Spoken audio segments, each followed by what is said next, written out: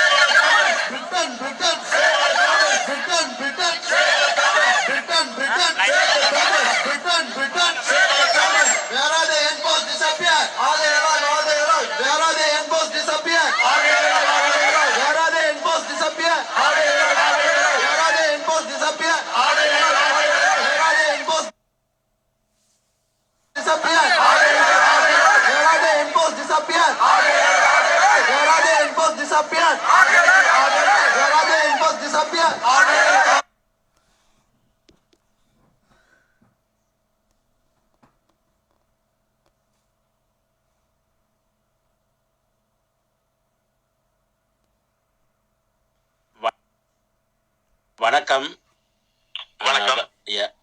Welcome to Tamil Radio, and we are going to talk about enforced disappearance today, because tomorrow is going to be the day where the International Day for Enforced Disappearance. As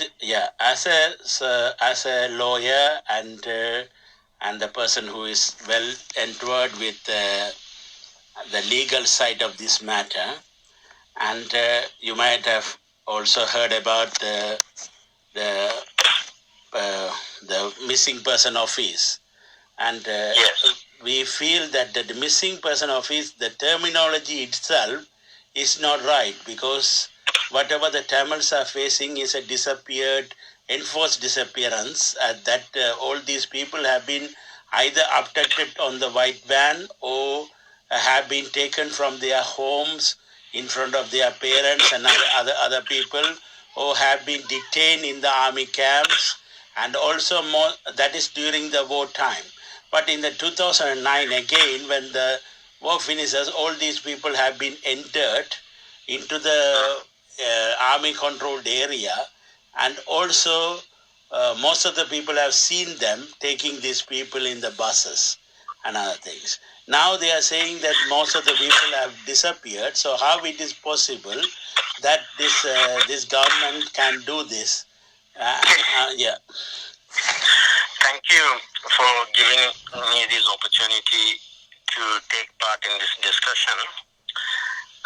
The word or phrase enforced disappeared, as the phrase itself suggests, evocates a different meaning as opposed to simply disappeared. It is not a voluntary disappearance. It is a forced disappearance of people that we are going to discuss. The starting point is the civil war in Sri Lanka ended in May 2009.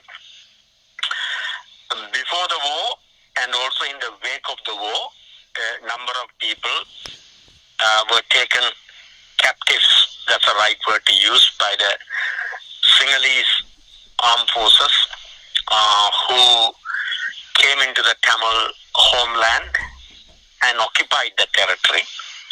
For the Sinhalese armed forces, the Tamil homeland is an alien territory.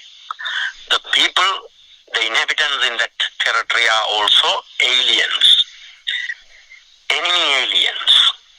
That is how they viewed them. In the international humanitarian law, the difference between human rights law and humanitarian law is this. Human rights law deal with rights of individuals during the peacetime. Humanitarian law, on the other hand, deals with individuals during the time of a war or an armed conflict. What happened in Sri Lanka can be described in two ways. Tamil fought a war against Sri Lanka, or alternatively, it is an internal armed conflict within Sri Lanka between the north and east and the rest of the country. In a war situation, when war is declared between two nations, under the humanitarian law, they take POWs, prisoners of war. But in internal armed conflicts, the deficiency is they don't take prisoners of war.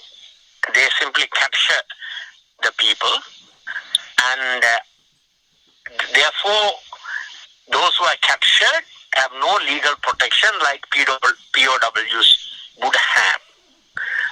That is, in a way, is an erosion of the rights enshrined under the humanitarian laws in an armed conflict situation. If there are two protagonists of the war, the international humanitarian laws can't protect the POWs because in an internal war situation, there is no provision for taking captives and treating them as prisoners of war. This is what has happened in the armed conflict in northern east of Sri Lanka. The Sinhalese army captured Tamil armed combatants as well as civilians whom they suspected of having assisted the militants, and they then took them and they most probably executed them. So what the Tamil community should do is, in the international diaspora, should try and make the world understand the people who were taken during the armed conflict are actually POWs, prisoners of war, and they should have been treated as such. They should have been treated with respect. The moment an armed combatant, LTT soldier, informs or intimates to his enemy that he is no longer willing to fight, that he is surrendering, from that point onwards, he should have been treated as a POW. The Sinhalese government did not do that. Therefore, they have acted in breach of that provision under the international humanitarian law. So that is a starting point. How many people surrendered to the Sinhalese army from the LTTE is a list I believe the interested organization must first prepare. Then there are non-combatants who were forcibly taken by the occupying forces, such as members of the household of the LTT combatants, like brothers, sisters, parents, such as the close relatives of the LTT fighters, and those who were suspected of having assisted the LTT also were taken as captives. So, according to the bishop, former bishop of Mana, Reverend Rayapu Yosef, he computed the figures of the population in the war area before the war ended and after the war had ended. He actually looked at the figures of the Tamil people who surrendered to the Sinhalese army and were kept in refugee camps, and he actually deducted that figure from the initial figure and came up with a number 140,000 people were not accounted for at the end of the war. The population shrunk by 140,000 after the 14th of or 15th of May 2009. Therefore, it stands to reason 140,000 people were either killed and as well as taken captives, and they are not accounted for. They are the ones who are now termed as forced disappeared.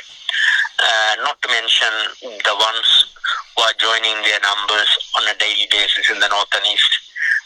Although there is no white vans in the north and east, but still the law and order problem in the north and east leaves a lot to be desired. The occupying forces are still very much in control of the north and east. They are stationed there. In some places, one soldier for 2 civilians ratio. So there are people still going missing. They are not accounted for.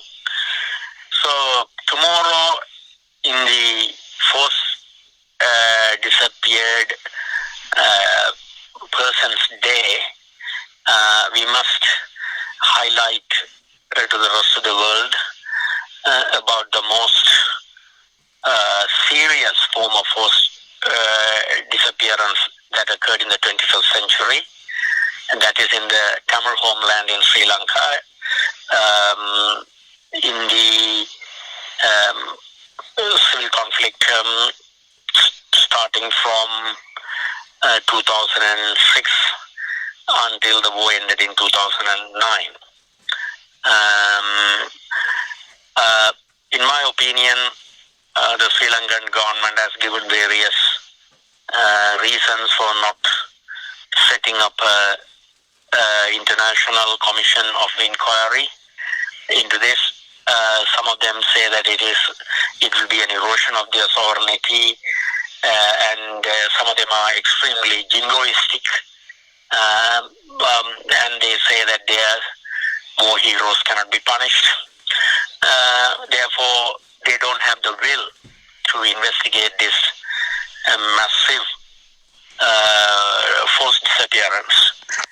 Therefore, the Tamil people are left with no alternative but to look up to the United Nations for solutions. I think the United Nations have so far been very lukewarm in this matter. Almost 10 years have passed, and nothing substantial has taken place to investigate the forced disappearance of the people in Sri Lanka, and to find out what really happened to them, whether they are still alive or whether they are dead.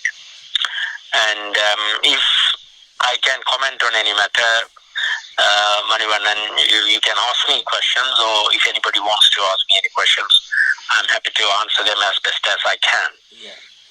On this moment, there was something we had discussion with the previous secretary to the presidential commissions in Sri Lanka on enforced disappearances. And on disappearances, and he says that the mandate for this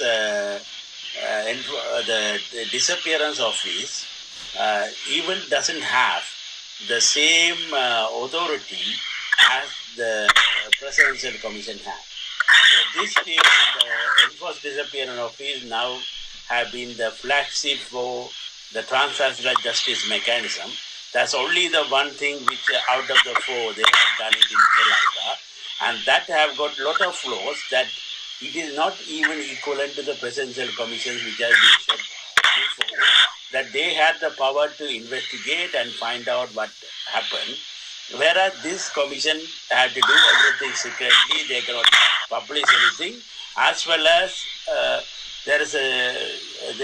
anybody gives evidence to this enforced disappearance, not enforced disappearance of the that is then what is going to happen is that it will be kept, and anybody even went outside somewhere and gave evidence afterwards, after giving the evidence to this office, will be looked as done something wrong, and then they can be also prosecuted. And this office is there to give, mainly to give, it appears to be the death certificate or the disappearance certificate, as well as some compensation. So this is a method which has been used by Sri Lankan government for this thing for a very long time. Because even in 1983, there was compensation paid to few of the victims, but there was no inquiry about the genocide of 1983. The similar things also happened later as well. So this has to be sort of a small amount of money, like 30 pounds sort of thing, and given they don't know how much time they are going to give that, and this is the method the Sri Lankan government is using to satisfy both international community and to suppress the evidence against the suppress the victims and support the so-called war heroes who are the genociders, and as well as they have now done that they brought in Sarvendra Silva, who was in charge of all these disappearances from 2009 onwards. So and he was particularly accused of that in OSL, Office of International Investigation Report. There is a Sri Lanka investigation, Sri Lanka by United Nations, as well as this named person is now become the commander. So what is the message Sri Lanka is trying to give to the international community regarding this issue as well as the transnational justice? Let me come in. Situation like what happened in Sri Lanka in 2009, the only mechanism one has is the Protocol 6 of Geneva Protocol 6, which has a means to apply the international humanitarian laws. Humanitarian laws means human rights laws applicable during the armed conflict or war. That is enshrined in the Protocol 6 of the Geneva Protocol, where an interested party can actually lodge a complaint to the UN, and they can get the UN to investigate that. There are some shortcomings here. Sri Lankan state does not recognize LTTE as a army of another state. They simply would treat them as terrorists. But if you go back to the Norwegian peace brokers, they had a internal administrative arrangement during Norwegians were involved. They were suggesting various ways to resolve this armed conflict. One of them was to devolve powers to the north and east. In that, at least there was quasi-recognition of the state of Ulam and quasi-recognition of the LTT as the armed forces of the Tamil nation within Sri Lanka. So from that point, what we need to do is Sri Lankan government cannot be a neutral party in this investigation. All what you have been telling me about this setting up of a disappeared commission office for disappeared, and they are only issuing death certificates and giving something as little as 30 pounds as compensation. This is what we call an eyewash for the consumption of the international community. What the Sinhalese government is trying to do is to hoodwink the international community into believing that they are genuinely trying to deal with this situation, and they are trying to make the Sri Lankan armed forces accountable for the forced disappeared people. This is an eyewash. No one will accept this as a credible organization doing any credible investigation or bringing any credible solution. This is basically a bunkum. No Tamil or any international observer can see through this duplicity. Sinhalese simply wasting their time. They have been suggested if they are totally against international jurists to take part in the inquiry, then they should at least allow a hybrid court to be set up to have international observers as overseers of the commission, to see that the commission is impartial and the commission has power to investigate these things. They have even flatly refused that. Therefore, we are back to square one. That is, the Tamil community, the Tamil nation within Sri Lanka is in fact an occupied nation.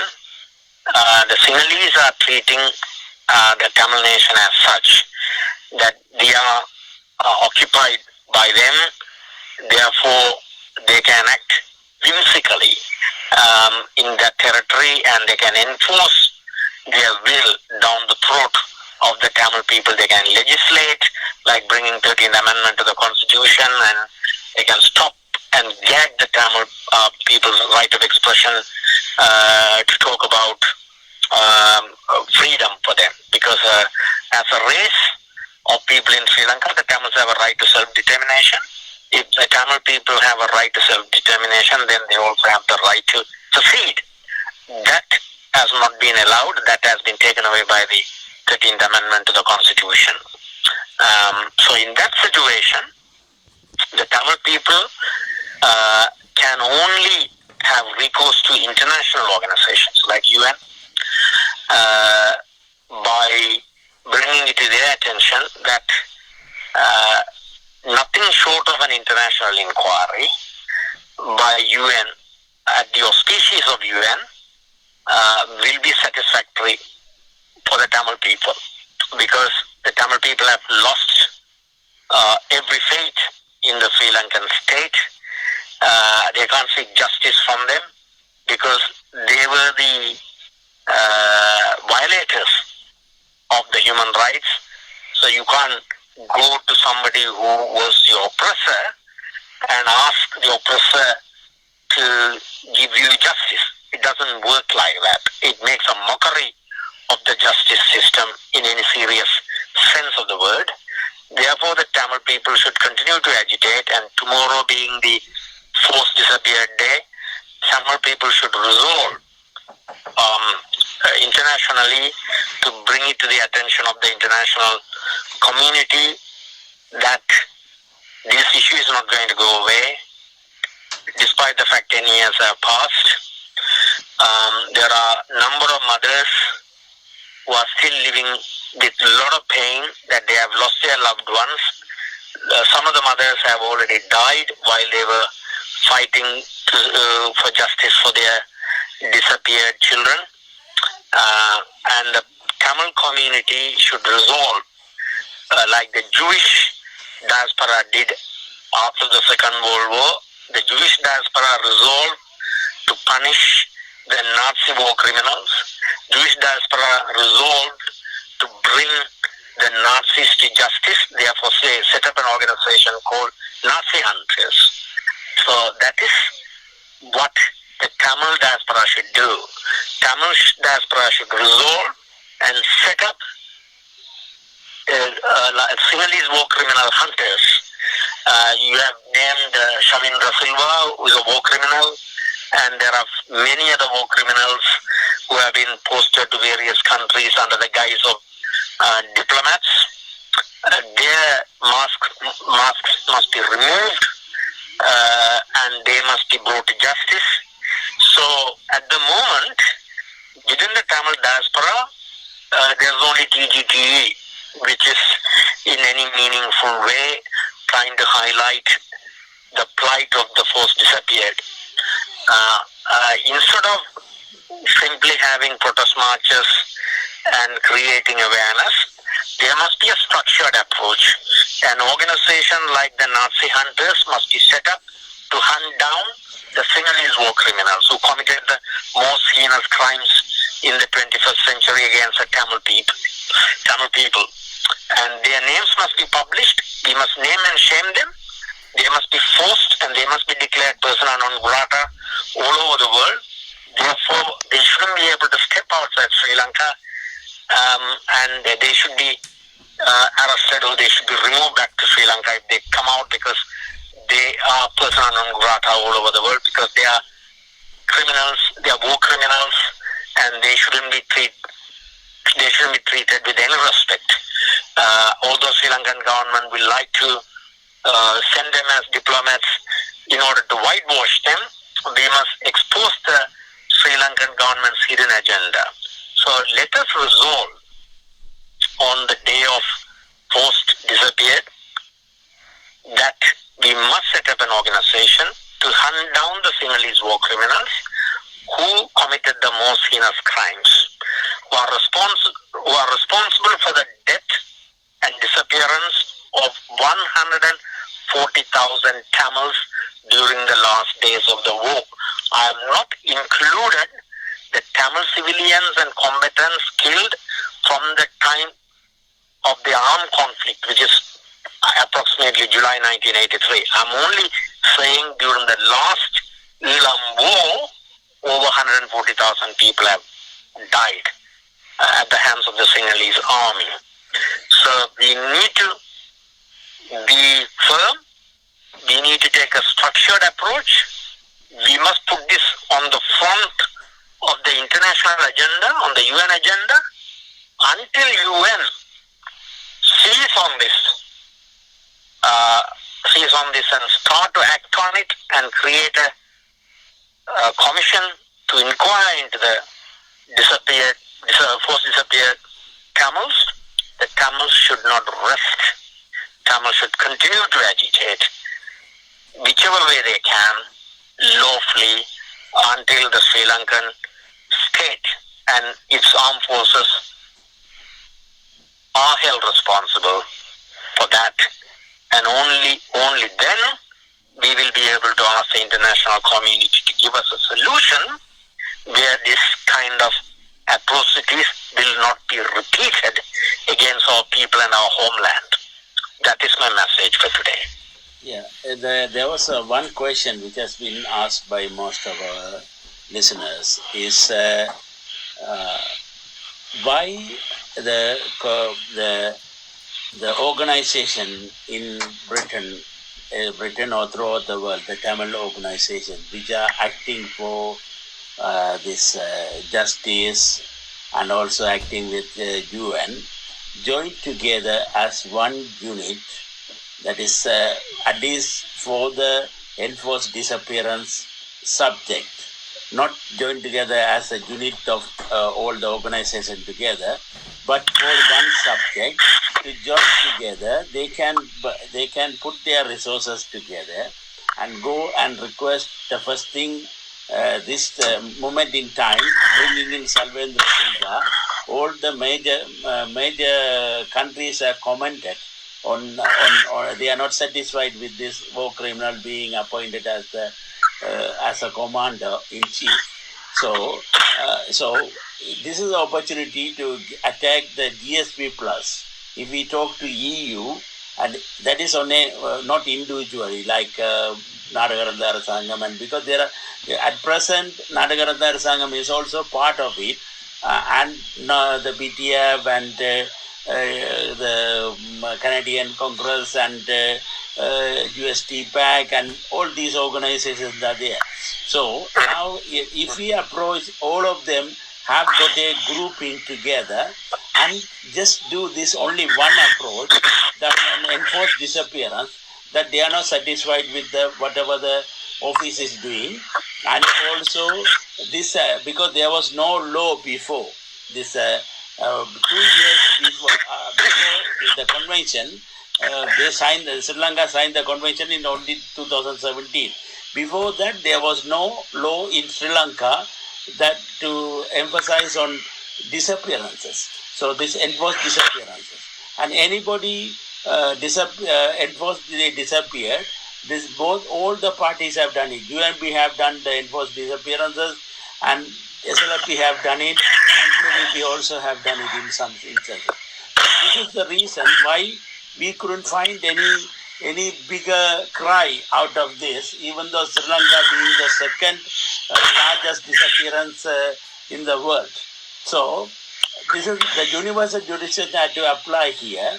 So the first thing is that as you said earlier, we have to headhunt and do the universal jurisdiction to punish them or keep them within Sri Lanka, or we have to get in order to get them, we had to also go after GSP plus. This is an opportunity for us to do that. So what is your thoughts on that?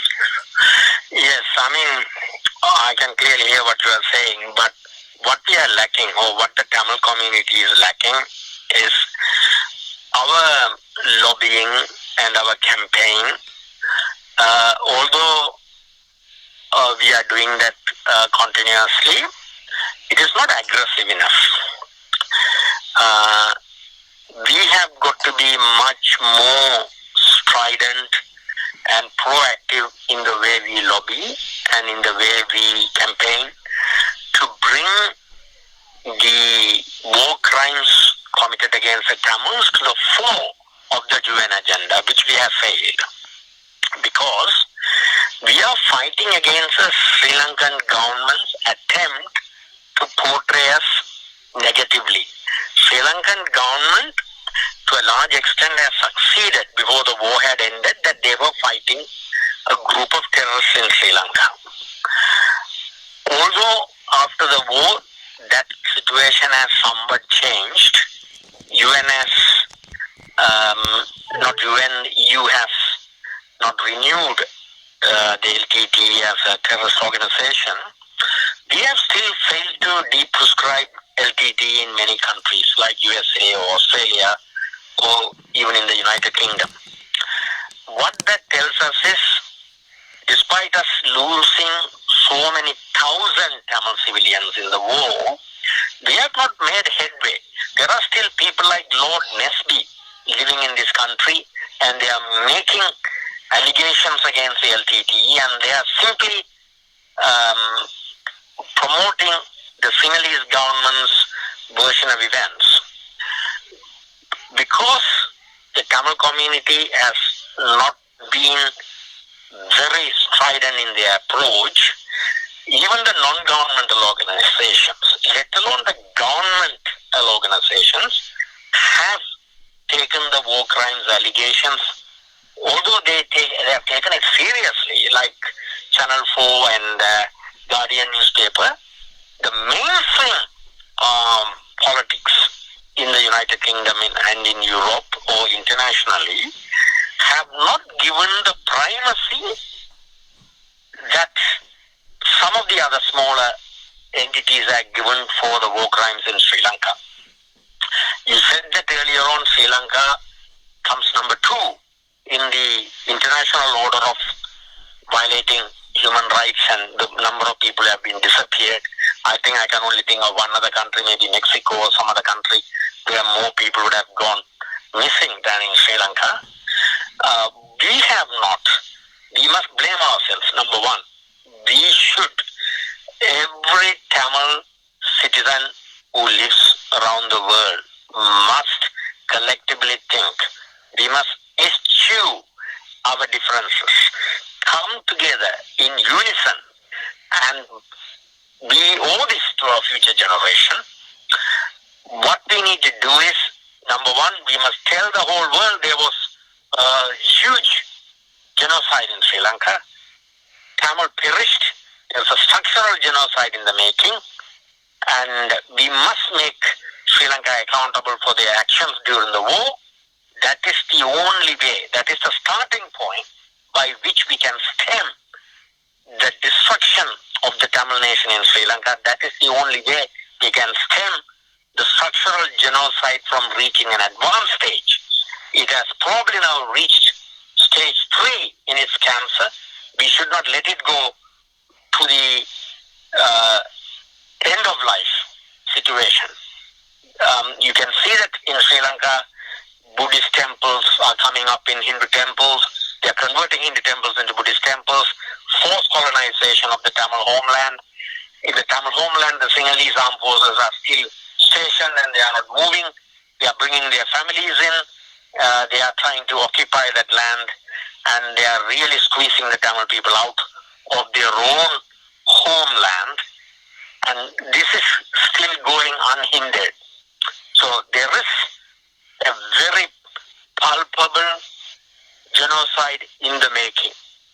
It is incumbent upon the international Tamil community to inform and educate their respective governments, wherever they are, whether they are in Canada, USA, UK, France, Germany, Australia, to make their governments and governments or the non-governmental organizations interested in human rights to understand this is happening here and now, right under our nose. In Tamil Nadu, structural genocide is taking place. By doing that, by working with single-mindedness, working proactively, lobbying intelligently, and campaigning intelligently, we can create awareness around the world that we are being mistreated, we are at the receiving end of death and destruction in Sri Lanka. It is a very silent genocide. It is a very tactfully handled genocide.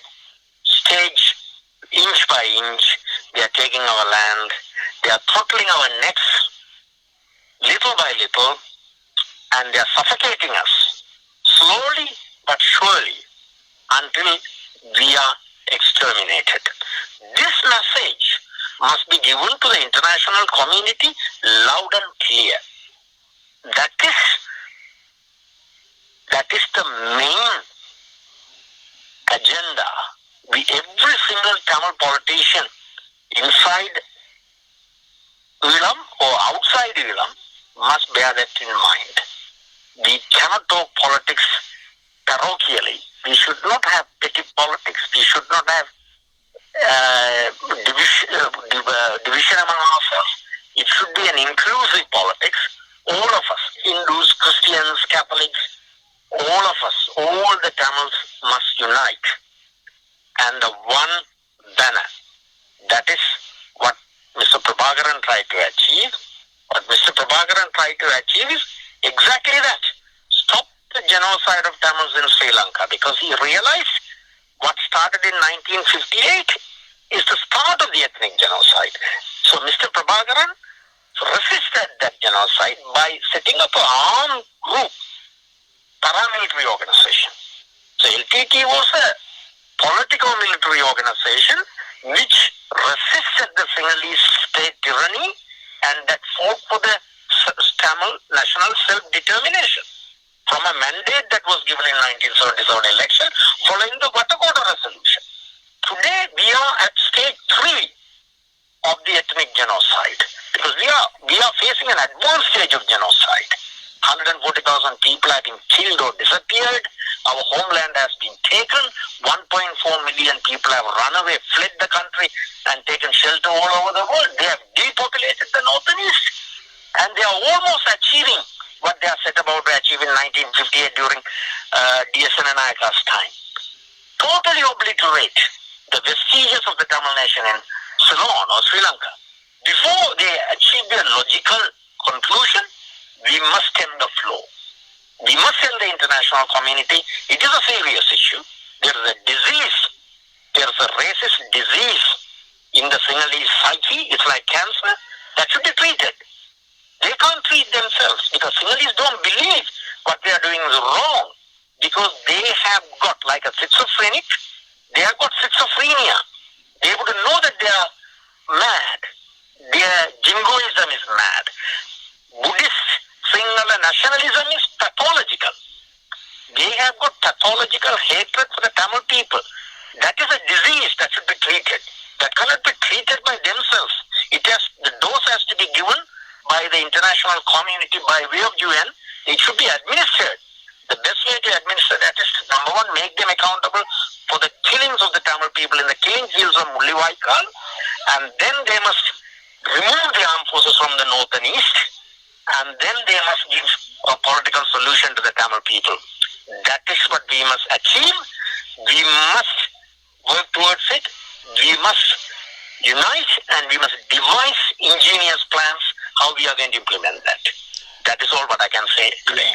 Thank you very much for talking to us and get so many points across. And as you said that the politicians or the activists outside and inside the Tamil homeland, Tamilam, and outside had to get together, and they had to voice. And nowadays is that we are trying to protect somebody else, thinking that they are going to. This is what other countries are saying. All the countries they are basing themselves on whatever the simplistic amount of money they can spend on you, or they don't want to just want to put the selfing everything away, so that when they want the real thing to happen, like if China invaded or China comes, the influence comes in or whatever, then they have got some stick in their hand to back Sri Lanka with it, so that they will not support this sort of interference. Absolutely. What we must tell the international community is the international community must take full responsibility for Sri Lanka's actions, not partial responsibility. We don't want nice words. We don't want weasel words. We don't want token gestures. We are not fighting for tokenism. We are actually fighting for the international community to take full responsibility for what happened in Sri Lanka right under their nose, and they failed to protect the Tamil community. So whether it is India next door, which didn't want to interfere, because there may be Sonia Gandhi, Sonia's Congress may be complicit in the genocide. These are matters they should first set up an inquiry at the auspices of the UN. Then these things will come to light. Who did what during the last days of the war? What happened to the UN? What were the responsible nations doing at the time? David Miliband and the French foreign minister went to Sri Lanka. Why couldn't they go and see people in Vani? Why were they not allowed to go to Vani refugee camps? Miss Colvin was a former journalist. Sadly, she has passed away since. She was actually trying her best to bring it to the attention of the international community that there was a genocide going on in Sri Lanka, because UN observers had been asked to move out of Vani before the war was prosecuted. So the world knew, India knew, because David Miliband and the French foreign minister went to Sri Lanka, and here in front of the House of Commons, Tamil youths were on hunger strike. They were bringing the plight of the Tamil people to the rest of the world. So British government sent David Miliband, French government sent their foreign minister. Despite that, why there was no action? So these are matters. Who is hiding what? These are matters that we need to investigate.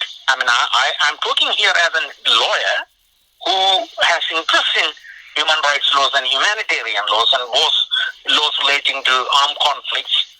And I am saying these are matters we need to raise in the appropriate forum. The appropriate fora for this is UN or International Court of Justice or ICC, International Criminal Court. These are the matters that we need to address our minds to. I mean, there are a number of legal brains within the Tamil community. I don't know why they are silent. What is the legal fraternity doing about the genocide? How many indictments have been lodged against the war criminals individually? None. Have they lobbied various interested groups that could do something about this? None. Is there a structured approach to gathering and collating and preserving the evidence? As far as I am aware, none. So why no evidence has been collected? Some evidence has been collected, but what we are lacking this is what I said earlier on. We, in the last 10 years, in my opinion, have not done what we should have done, right? We should have gathered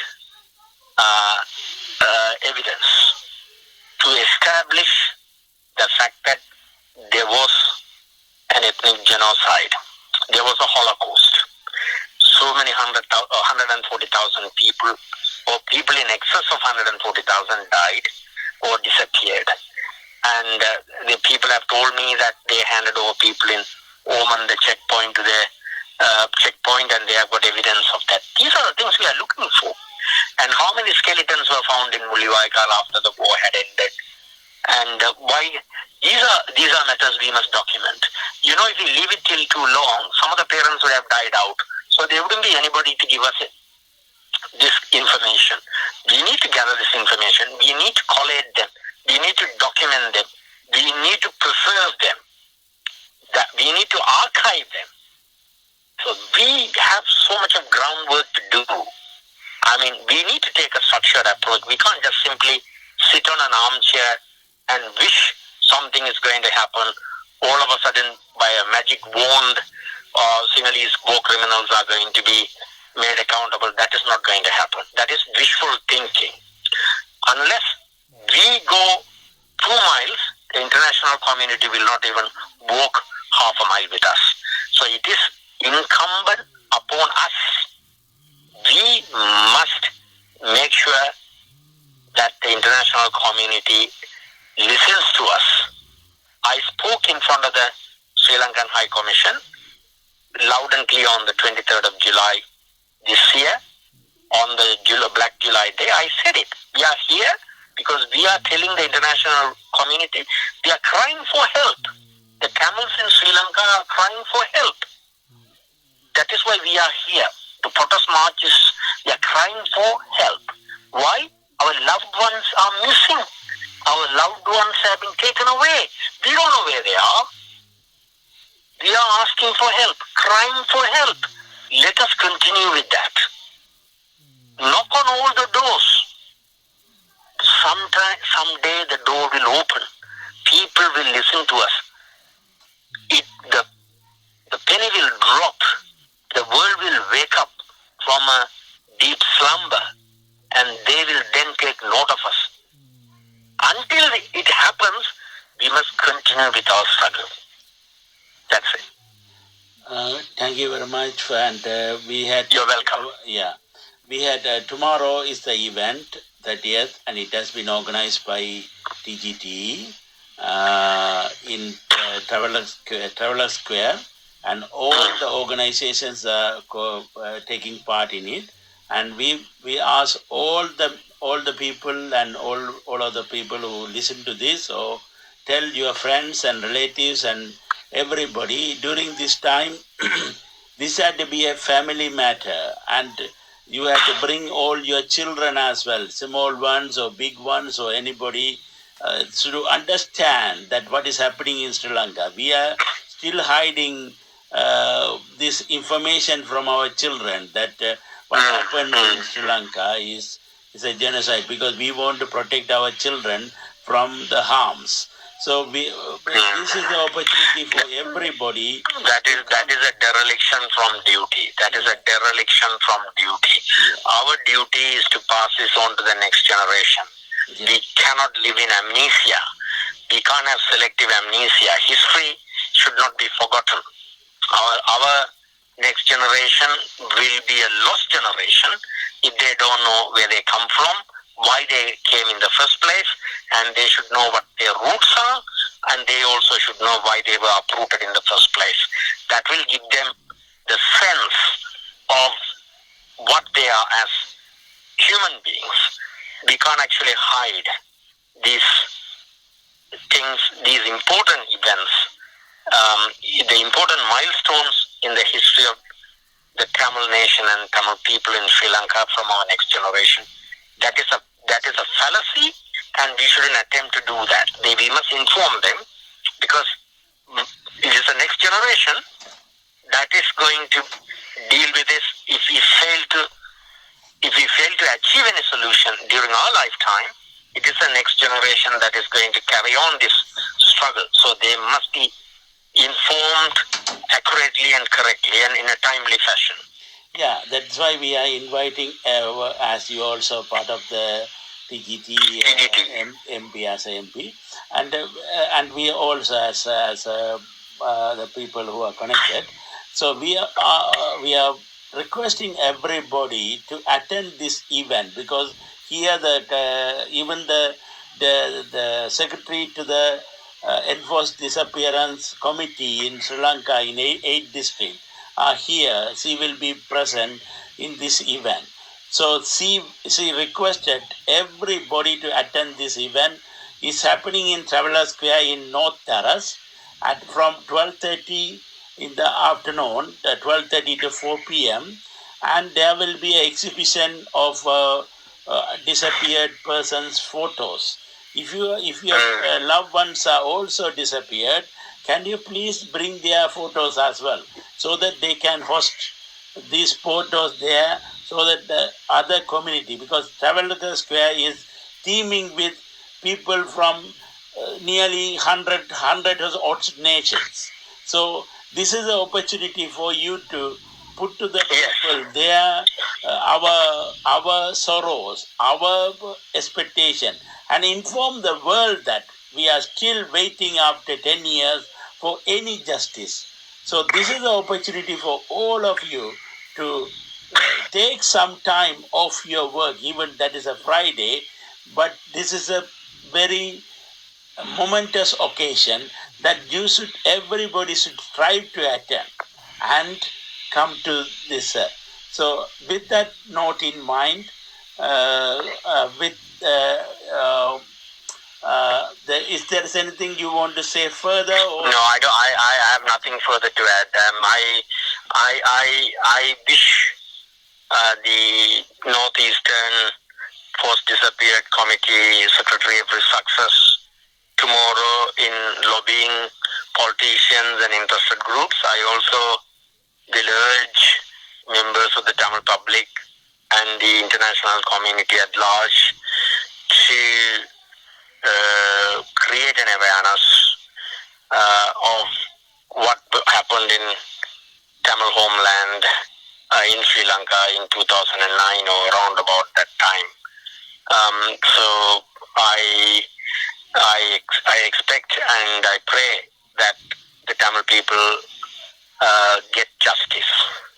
Thank you very much, Linga Jothy. You're welcome. We are grateful for you to come to Tamil Radio to make this request and explain to the people in English, so all the younger generation can also understand what is happening. So this is the opportunity for us to get together and raise awareness as well as get justice for our people. Thank you very much again. Thank you for all the listeners listening to this. Thank you. Thank you.